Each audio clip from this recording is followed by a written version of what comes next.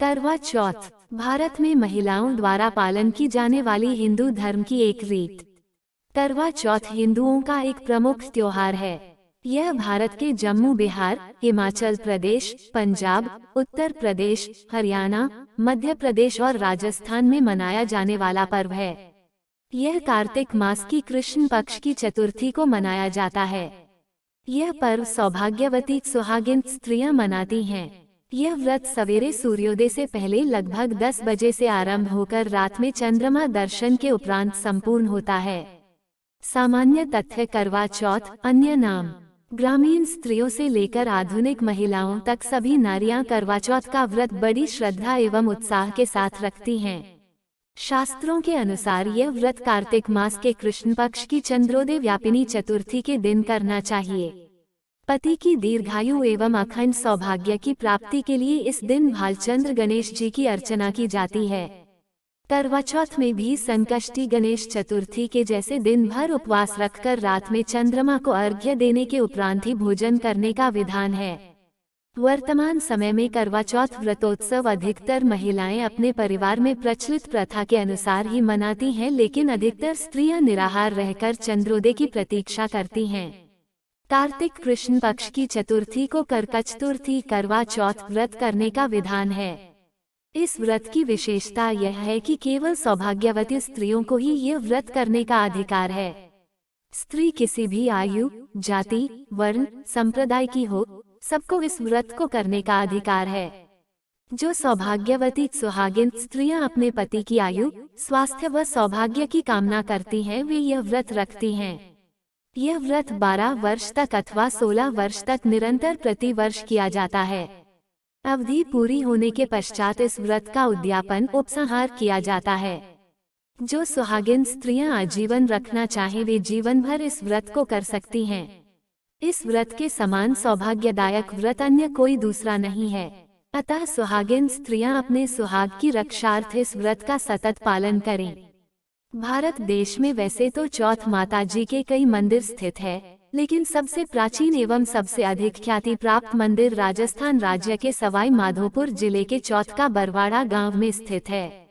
चौथ माता के नाम पर इस गांव का नाम बरवाड़ा से चौथ का बरवाड़ा पड़ गया। चौथ माता मंदिर की स्थापना महाराजा भीम सिंह चौहान ने की थी। व्रत की विधि, उपवास सहित एक समूह में बैठ महिलाएं चौथ पूजा के दौरान गीत गाते हुए थालियों की फेरी करती हुई। चौथ पूजा के उपरांत महिलाएं समूह में सूर्य को जल का अर्घ्य देती हुई। कार्तिक कृष्ण पक्ष की चंद्रोदय व्यापिनी चतुर्थी अर्थात उस चतुर्थी की रात्रि को जिसमें चंद्रमा दिखाई देने वाला है, उस दिन प्रातः स्नान करके अपने सुहाग पति की आयु, आरोग्य, सौभाग्य का संकल्प लेकर दिन भर निराहार रहें। पूजन, उस दिन भगवान शिव, पार्वती, स्वामी कार्तिकेय, गणेश एवं चंद्रमा का पूजन करें। पूजन करने के लिए बालू अथवा सफेद मिट्टी की वेदी बनाकर उपरोक्त वर्णित सभी देवों को स्थापित करें। नैवेद्य, शुद्ध घी में आटे को सेंधकर उसमें शक्कर अथवा खांड मिलाकर मोदक, लड्डू नैवेद्य हेतु बनाएं। करवा, काली मिट्टी में शक्कर की चाशनी मिलाकर उस मिट्टी से बनाए गए मिट्टी के करवे अथवा तांबे के बने हुए करवे। संख्या 10 अथवा 11 करवे अपनी सामर्थ्य अनुसार रखें। कार्तिक कृष्ण पक्ष की चतुर्थी को करकचतुर्थी करवा चौथ व्रत करने का विधान है। इस व्रत की विशेषता यह है कि केवल सौभाग्यवती स्त्रियों को ही यह व्रत करने का अधिकार है। स्त्री किसी भी आयु, जाति, वर्ण, संप्रदाय की हो, सबको इस व्रत को करने का अधिकार है। जो सौभाग्यवती सुहागिन स्त्रियां अपने पति की आयु, स्वास्थ्य व सौभाग्य की कामना करती हैं, वे यह व्रत रखती हैं। पूजन विधि, चौथ पूजा के दौरान एक समूह में बैठ सुहागिनें गीत गाते हुए थालियों की फेरी करती हुई बालू अथवा सफेद मिट्टी की वेदी पर शिव, पार्वती, स्वामी कार्तिकेय, गणेश एवं चंद्रमा की स्थापना करें। मूर्ति के अभाव में सुपारी पर नाड़ा बांधकर देवता की भावना करके स्थापित करें। पश्चात यथाशक्ति देवों का पूजन करें। पूजन हेतु निम्न मंत्र बोलें। योजक चिन्ह, ओम शिवाय नमः से पार्वती का, ओम नमः शिवाय से शिव का, ओम षण्मुखाय नमः से स्वामी कार्तिकेय का, ओम गणेशाय नमः से गणेश का तथा ओम सोमाय नमः से चंद्रमा का पूजन करें।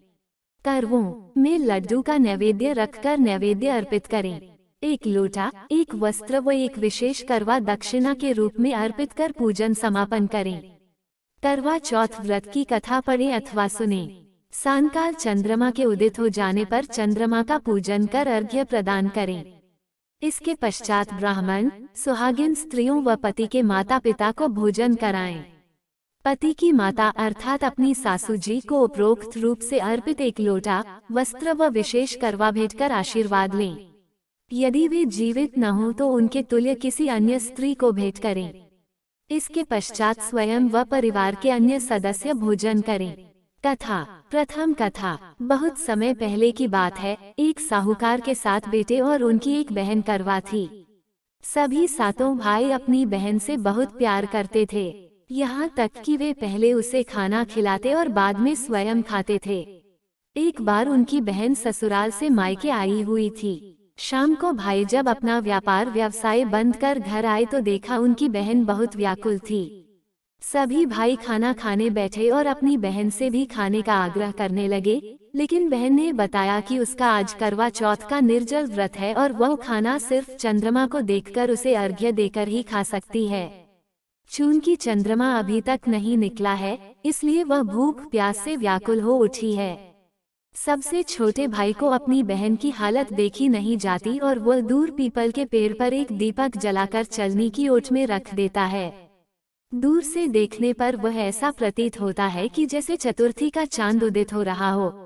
इसके बाद भाई अपनी बहन को बताता है कि चांद निकल आया है, तुम उसे अर्घ्य देने के बाद भोजन कर सकती हो। बहन खुशी के मारे सीढ़ियों पर चढ़कर चांद को देखती है, उसे अर्घ्य देकर खाना खाने बैठ जाती है। वह पहला टुकड़ा मुंह में डालती है तो उसे छींक आ जाती है। दूसरा टुकड़ा डालती है तो उसमें बाल निकल आता है और जैसे ही तीसरा टुकड़ा मुंह में डालने की कोशिश करती है तो उसके पति की मृत्यु का समाचार उसे मिलता है। वह बौखला जाती है। उसकी भाभी उसे सच्चाई से अवगत कराती है कि उसके साथ ऐसा क्यों हुआ। करवा चौथ का व्रत गलत तरीके से टूटने के कारण देवता उससे नाराज हो गए हैं और उन्होंने ऐसा किया है। सच्चाई जानने के बाद करवा निश्चय करती है कि वह अपने पति का अंतिम संस्कार नहीं होने देगी और अपने सतीत्व से उन्हें पुनर्जीवन दिलाकर रहेगी। वह पूरे 1 साल तक अपने पति के शव के पास बैठी रहती है, उसकी देखभाल करती है। उसके ऊपर उगने वाली सुईनुमा घास को वह एकत्रित करती जाती है। 1 साल बाद फिर करवा चौथ का दिन आता है। उसकी सभी भाभियां करवा चौथ का व्रत रखती हैं। जब भाभियां उससे आशीर्वाद लेने आती हैं तो वो प्रत्येक भाभी से यम सुई ले लो, पिया सुई दे दो, मुझे भी अपनी जैसी सुहागिन बना दो, ऐसा आग्रह करती है। लेकिन हर बार भाभी उसे अगली भाभी से आग्रह करने का कह चली जाती है। इस प्रकार जब 6ठे नंबर की भाभी आती है तो करवा उससे भी यही बात दोहराती है। यह भाभी उसे बताती है कि चूंकि सबसे छोटे भाई की वजह से उसका व्रत टूटा था, अतः उसकी पत्नी में ही शक्ति है कि वह तुम्हारे पति को दोबारा जीवित कर सकती है, इसलिए जब वह आए तो तुम उसे पकड़ लेना और जब तक वह तुम्हारे पति को जिंदा न कर दे उसे नहीं छोड़ना। ऐसा कह के वह चली जाती है। सबसे अंत में छोटी भाभी आती है। करवा उनसे भी सुहागिन बनने का आग्रह करती है, लेकिन वह टालमटोली करने लगती है। इसे देखकर वह उन्हें जोर से पकड़ लेती है और अपने सुहाग को जिंदा करने के लिए कहती है। भाभी उससे छुड़ाने के लिए नोचती है, खसोटती है, लेकिन करवा नहीं छोड़ती है। अंत में उसकी तपस्या को देख भाभी पसीज जाती है और अपनी छोटी अंगुली को चीरकर उसमें से अमृत उसके पति के मुंह में डाल देती है। करवा का पति तुरंत श्री गणेश कहता हुआ उठ बैठता है। इस प्रकार प्रभु कृपा से उसकी छोटी भाभी के माध्यम से करवा को अपना सुहाग वापस मिल जाता है। हे श्री गणेश माँ गौरी, जिस प्रकार करवा को चिर सुहागन का वरदान आपसे मिला है, वैसा ही सब सुहागिनों को मिले। द्वितीय कथा। इस कथा का सार यह है कि शाकप्रस्थपुर वेदधर्मा ब्राह्मण की विवाहिता पुत्री वीरवती ने करवा चौथ का व्रत किया था। नियमानुसार उसे चंद्रोदय के बाद भोजन करना था, परंतु उससे भूख नहीं सही गई और वह व्याकुल हो उठी। उसके भाइयों से अपनी बहन की व्याकुलता देखी नहीं गई और उन्होंने पीपल की आड़ में आतिशबाजी का सुंदर प्रकाश फैलाकर चंद्रोदय दिखा दिया और वीरवती को भोजन करा दिया। परिणाम यह हुआ कि उसका पति तत्काल अदृश्य हो गया। अधीर वीरवती ने 12 महीने तक प्रत्येक चतुर्थी को व्रत रखा और करवा चौथ के दिन उसकी तपस्या से उसका पति पुनः प्राप्त हो गया। तृतीय कथा। एक समय की बात है कि एक करवा नाम की पतिव्रता स्त्री अपने पति के साथ नदी के किनारे के गांव में रहती थी। एक दिन उसका पति नदी में स्नान करने गया। स्नान करते समय वहां एक मगर ने उसका पैर पकड़ लिया। वह मनुष्य करवा करवा कह के अपनी पत्नी को पुकारने लगा। उसकी आवाज सुनकर उसकी पत्नी करवा भागी चली आई और आकर मगर को कच्चे धागे से बांध दिया।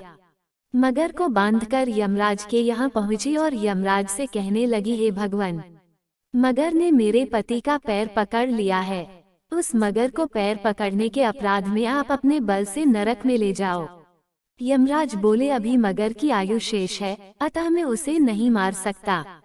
इस पर करवा बोली, अगर आप ऐसा नहीं करोगे तो मैं आपको श्राप देकर नष्ट कर दूंगी। सुनकर यमराज डर गए और उस पतिव्रता करवा के साथ आकर मगर को यमपुरी भेज दिया और करवा के पति को दीर्घायु दी। हे करवा माता, जैसे तुमने अपने पति की रक्षा की, वैसे सबके पतियों की रक्षा करना। चौथी कथा। एक बार पांडु पुत्र अर्जुन तपस्या करने नीलगिरी नामक पर्वत पर गए। इधर द्रौपदी बहुत परेशान थीं।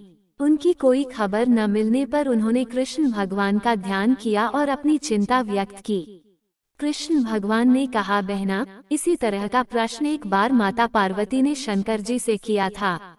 पूजन कर चंद्रमा को अर्घ्य देकर फिर भोजन ग्रहण किया जाता है।